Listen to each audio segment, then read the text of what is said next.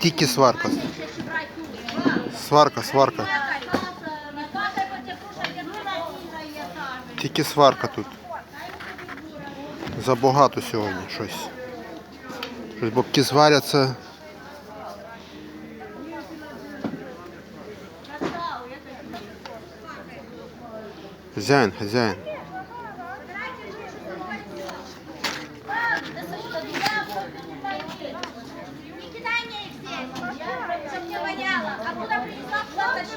Хазяїн. Хазяїн.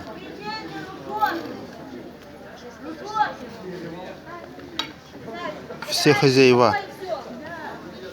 Все шукают быть хозяином.